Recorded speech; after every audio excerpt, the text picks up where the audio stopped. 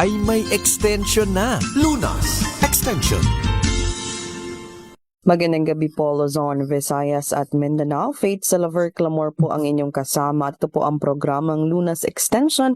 Ngayong gabi, 30 minutes ng talakayan tungkol sa pangangalaga sa ating kalusugan. At isang talakayan na naman po ang ating pagsasamahan ngayong gabi. At para pag-usapan ang ating topic na sleep apnea, makakasama po natin, graduate po siya ng Centro Escolar University in 1996, an internationally trained dentist who took up her postgraduate training in aesthetic dentistry from University of California, Los Angeles. Meron din po siyang study of TMD and dental sleep medicine from University of Kentucky, USA and Roseman University in Utah. PAPJO and TMJ past president din po siya, and Gawad PDA 2017 Most Outstanding Affiliate President, and she is also the chairman of Philippines World Oral Health Day from 2021 up to present. She's also the board of trustee of the Philippine Dental Association from 2021 to 2022. Makakasama po natin sa ating programang Lunas Extension si Dr. Maria Edita Mico Ramos. Doc, magandang gabi po. Magandang gabi, Faith, no? At sa ating tagapakinig, at magandang gabi po sa inyong lahat. Yes, Doc Edit, sa mga nakikinig sa atin, Doc, no, ngayong gabi, pag-uusapan natin itong sleep apnea. So, before anything else, Doc, why is it important na aware tayo ng ating sleep or may problema tayo sa ating sleeping pattern? Yes, no, importante kasi na dapat tayo ay merong 4 cycles of deep sleep sa isang gabi. So, ibig sabihin nun, kailangan natutulog ka, kung ikaw ay adult, mga 7 to 8 hours. Kasi, kailangan makumpleto mo yung stages of sleep. Bakit importante yon? Kasi dapat nagdi-deep sleep ka para yung katawan mo nakakapag-repair and regenerate. At nangyayari lang yan sa gabi kapag ikaw ay natutulog. Yan yung pinaka-ano natin, Doc, na sinasabi natin, na pinaka-rest ng katawan, 'di ba? Yung deep sleep na yan, or yung sleeping itself, Doc, no? So, Doc, sleep apnea and being a dentist, how is it related, Doc, to each other? Yung dentistry and sleep apnea? Yes, no, oo. Kasi pag sinabi nating sleep apnea, it's a serious medical condition. So, medical condition talaga siya. Ito yung nangyayari sa gabi, o tuwing, kahit hindi naman gabi, tuwing natutulog ka, at humihinto ka sa paghinga. Ngayon, ang treatment talaga dyan ng mga medical doctors is a CPAP machine. Kaya lang studies show not all patients are using their CPAP machines, are not compliant, no, in using their CPAP machines. Meron kasing klase ng sleep apnea. May tinatawag tayong central sleep apnea at ang obstructive sleep apnea. Pag sinabi mong central sleep apnea, ito yung brain mo na. No, yung utak mo na nagsasabi na humihinto ka sa paghinga. No, siya yung nagdi-dictate na kahit gusto mong huminga, humihinto ka kasi dinidictate ng brain mo yon.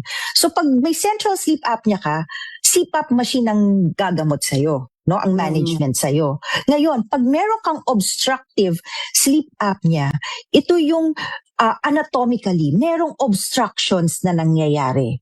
No, karaniwan kasi pag nakita natin, no, usually, pag ang patient namin, na-screen namin, high risk for sleep apnea, nire-refer naman namin yan sa medical doctor. Katulad ng mga ENT, no, to check, no, their airway, especially their nose. Now, tapos magkakaroon ng sleep study yung patient, no? Sleep study yan. Matutulog sila sa hospital or sleep laboratory. Doon titignan yung sleep pattern nila. May mga electrodes na ilalagay sa ulo, sa chest, no, sa muscles ng katawan para makita kung yung pasyente ilang beses ba humihinto sa paghinga kada oras. Ngayon, magbibigay ng report yan, no?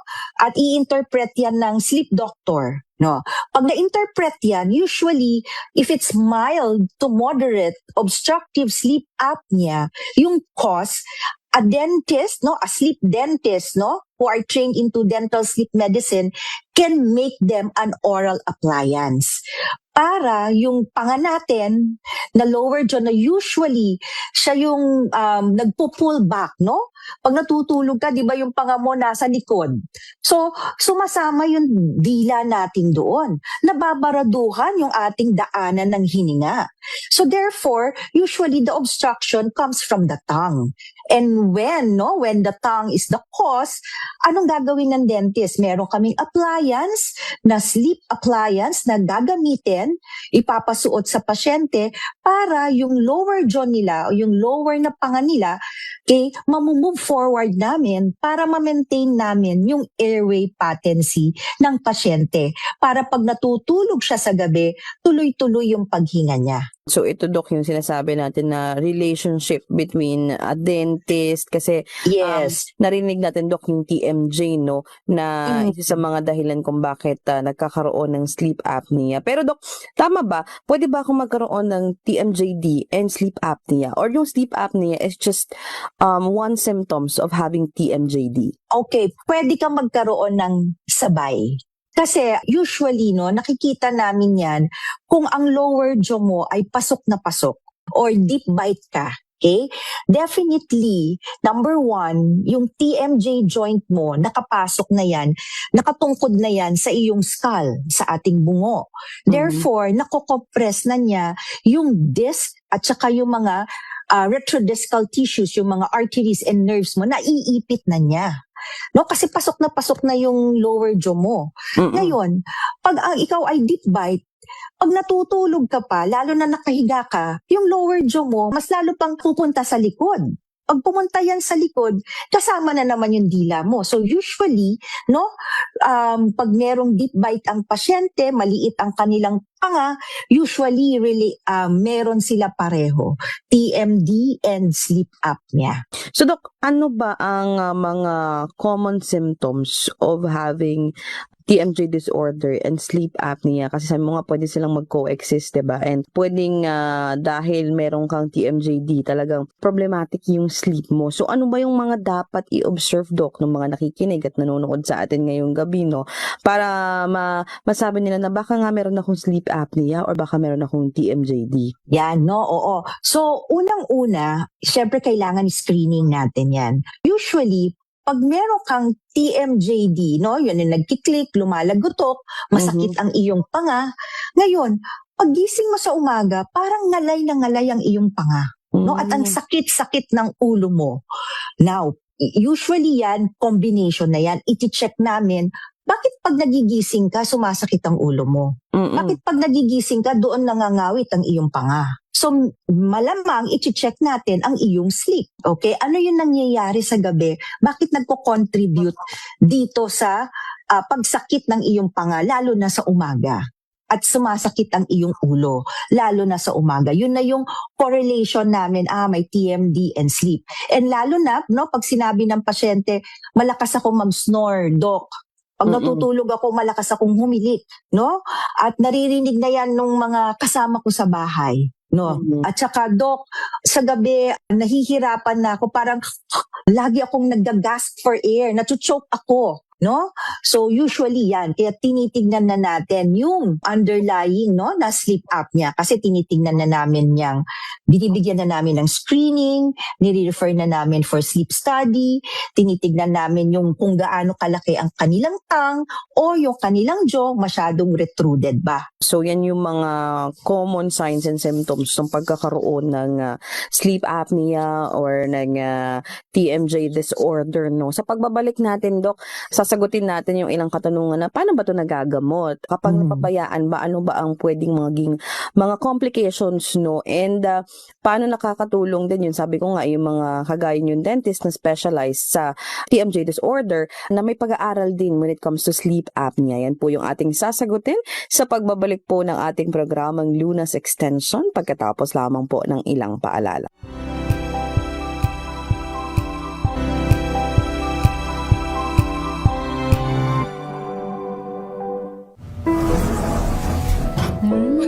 Amoy forever. Amoy LQ. Amoy Amoy niyo kalat berry blooms.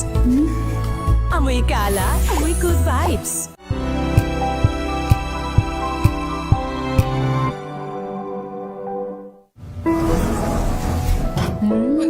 Amoy forever. Amoy LQ. Amoy niyo kalat berry blooms. Amoy kalat, amoy good vibes.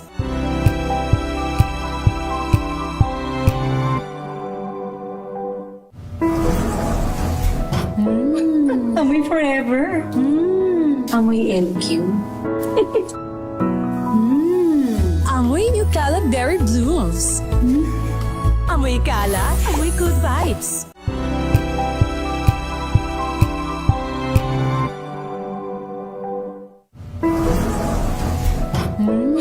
Amoy forever. Amoy LQ. Amoy niyo kalat berry blooms. Amoy kalat, amoy good vibes.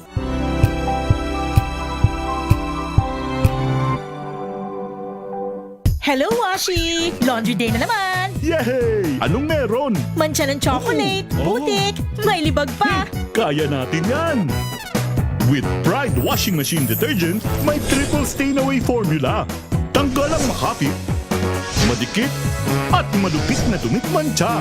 Kaya easy-easy ang labada. Mula noon hanggang ngayon! All you need is pride. All you need is pride. ACS.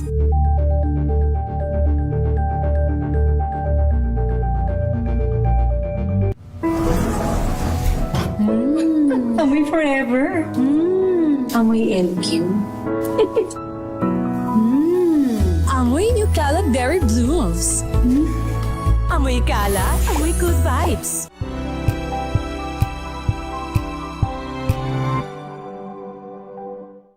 Maagang balitaan, maagang usapan sa mga issue at balita. Kasama si Kuya Angelo Palmones sa Magandang Umaga Pilipinas. Mula Lunes hanggang Biyernes.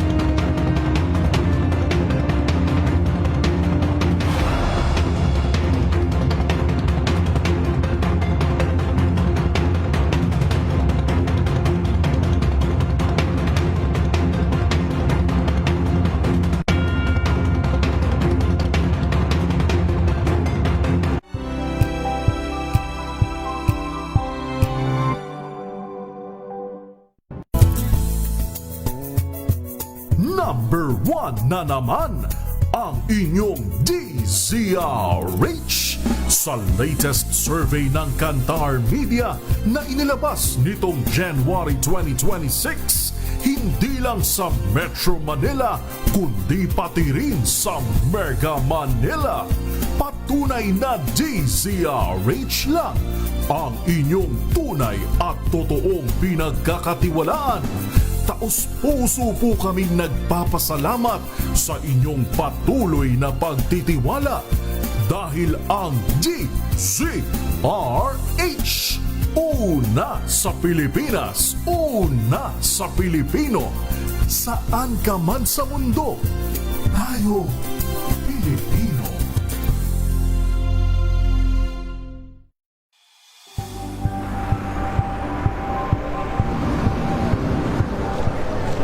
Kasama rin ang ating mga eksperto. Dito lang sa Expert Opinion. Ito ang The Better News. TNVS, trending and isang kwento, iba't ibang anggulo. Dito sa Point. Bawat pananagutan ating tatalakayin dito sa Hoy. Bawal yan. Filipino, dito lang sa DZRH, matchable entertainment and lifestyle. Ito ang MBC TV Network News. Una sa Pilipinas, una sa Pilipino.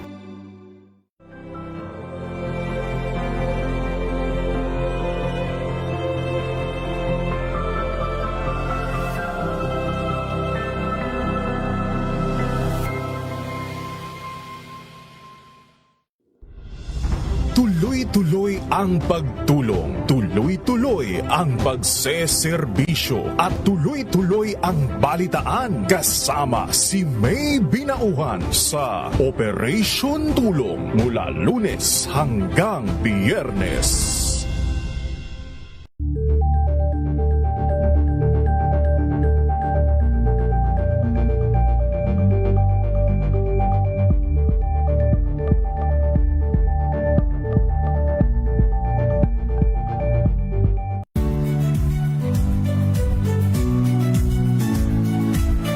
Magandang araw mga kaibigan. Ito po ang inyong balerina ng bayan, si Lisa Makuha Elizalde, na nag-aanyaya sa inyong samahan kami at ang aming mga espesyal na panauhin para sa kalahating oras ng masayang kwentuhan sa aming programang Art to Art, kung saan ang usapang sining at kultura ay para sa lahat. Huwag kaliligtaan, tuwing linggo, alas 3:30 ng hapon, dito lamang sa DZRH Radio, DZRH TV, at via online streaming.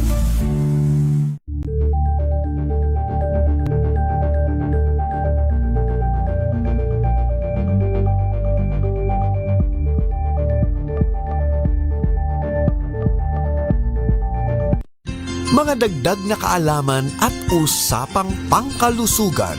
Lunas Extension. Nagbabalik po ang ating programang Lunas Extension. Tuloy-tuloy ang ating talakayan tungkol sa sleep apnea. So, Doc, may questions lang tayo. Sino ang madalas na nagkakaroon ng sleep apnea? Is this common to adults or pwede rin daw po ba ang mga bata? Yes, no, pwedeng-pwede ang mga bata, no. We call it pediatric obstructive sleep apnea, no. Iba ang karaniwang signs and symptoms sa bata, iba rin yung sa matanda. May pagkakapareho pero meron din pagkakaiba. So sa mga bata, Doc, kasi na-discuss natin yung mga signs and symptoms kanina for adults yun, Doc, no. So Yes, paano ba oo. ma-observe ng mga parents, Doc, na baka nga may sleep apnea or may problema sa TMJ ang kanilang mga anak? Okay, una muna sleep apnea talaga pag bata kasi ang TMJ ng bata nagde-develop pa yan eh. So usually hindi pa masyado, no? Now, karaniwan sa sleep apnea sa kids, no, syempre number 1 yung obvious na snoring, malakas na paghilik. At pag makikita mo yung anak mo natutulog siya, nakabuka ang kanyang bibig. Pero i-check naman din, i-refer naman natin yan sa ENT, baka naman barado ang kanilang ilong. Titignan din kung namamaga ang kanilang tonsils at adenoids, no? Pero usually sa bata, ano yung tinitignan namin, no? Meron silang developmental delay, poor concentration, at yung madalas na pag-ihi sa gabi, no? Nagkakaroon din sila ng headaches, itong mga batang ito. So, yan yung, nangangalit, no? Nagbo-bruxism din sila. At nagkakaroon sila ng mga allergies and upper airway infections na madalas. And hyperactivity or may ADHD. kumbaga Dok, yun yung mga dapat i-observe ng mga parents, no? Itong sleep apnea, syempre sabi nga Dok, if you don't have a good sleep, di ba? You can't have a good day, di ba? So, apektado ang buong maghapon mo if hindi maayos ang tulog. So, sa may mga sleep apnea, Dok, ano ba ang treatment na maaari nilang ikuhanin or gawin to have that better sleep nga? Una muna sa bata tayo, okay? Sa bata, kailangan ma-encourage natin yung nasal breathing. No, kailangan titingnan natin kung ang anak ko ba ay para sa dentist kailangan kung maliit ang kanyang panga, maliit ang kanyang jaw, kailangan tulungan ng dentista na mag-grow ito. Okay? At dapat tuturuan ng bata na proper tongue positioning, proper chewing, and proper swallowing. No? Kailangan anak pa lang natin, no, bata pa lang sila, pag natutulog ang mga ito, hindi barado ang kanilang ilong. Para pag natulog ito, na ilalagay nila ang kanilang dila sa ating palate or sa roof of the mouth, at pag ikaw ay nasal breather, automatic magko-close ang iyong bibig, at pag yun ay lagi mong ginagawa, hindi ka na mag-i-snore actually At mag-stimulate pa yung dila natin sa growth, no, ng upper jaw and lower jaw ng bata. Usually, yun kasi ang causes ng sleep apnea in children, underdeveloped, no, maxilla and lower jaw. So, kailangan natin talagang i-develop ito. Okay? Yun para sa bata. Yes. And of course, titignan din kung meron ding malaking tonsils at saka malaking adenoids. Usually, tinatanggal yan.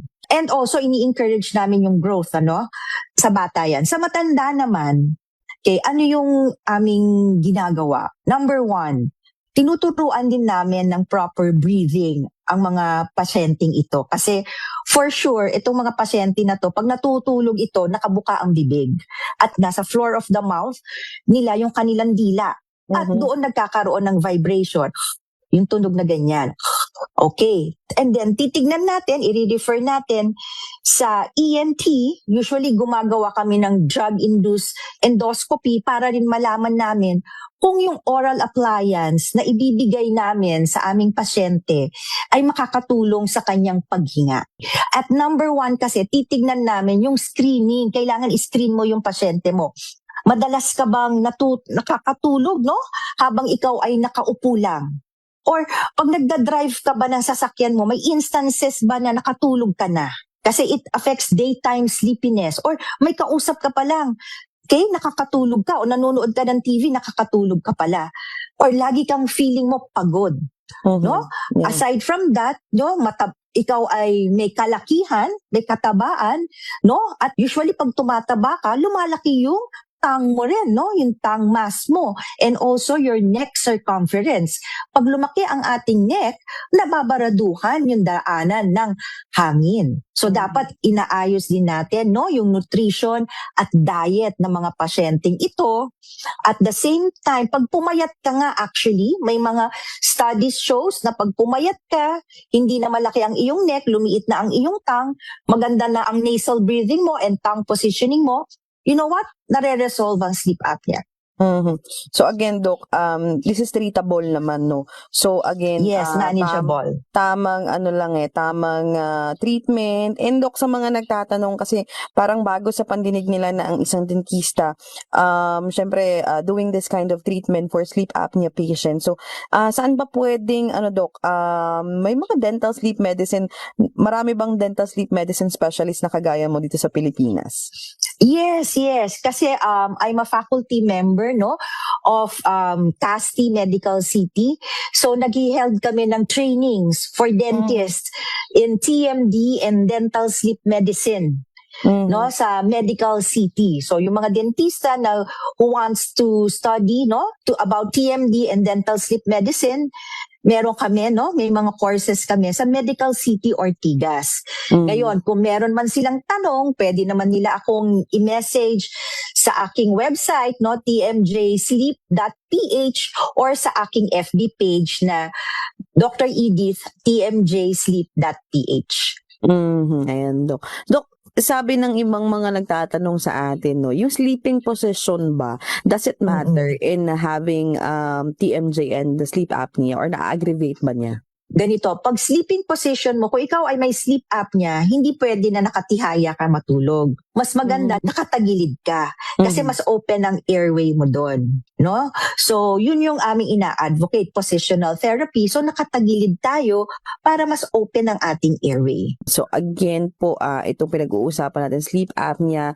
At sabi nga ni Doc Edith kanina, marami ng mga dental sleep medicine specialist. So Doc, yung gamutan nito, Doc, usually, just to correct your sleep, mga ilang buwan ba? Or mabilis lang ang treatment nito? Una muna, i-screen, no? I-screen ka namin kung anong klase ang sleep apnea meron ka. Kailangan meron kang sleep study.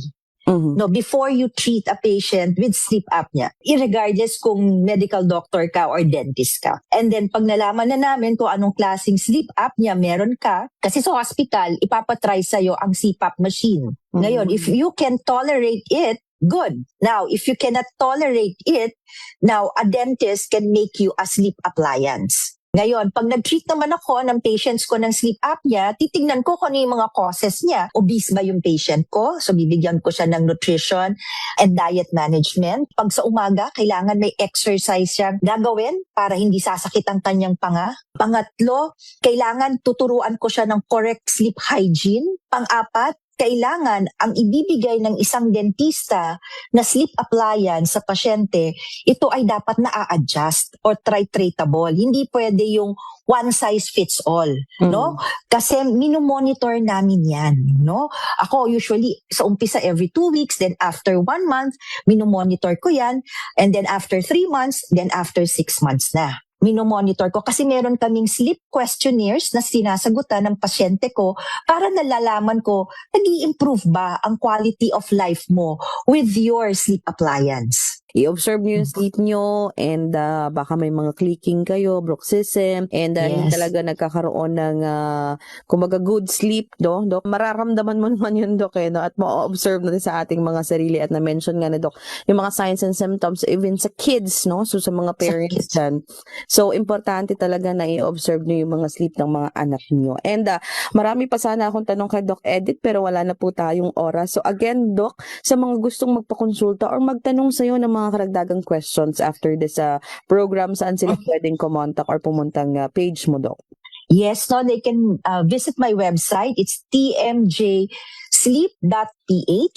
or puntahan nyo ang aking FB page or Instagram page or TikTok page, Dr. Edith TMJ Sleep, no, or you can contact us through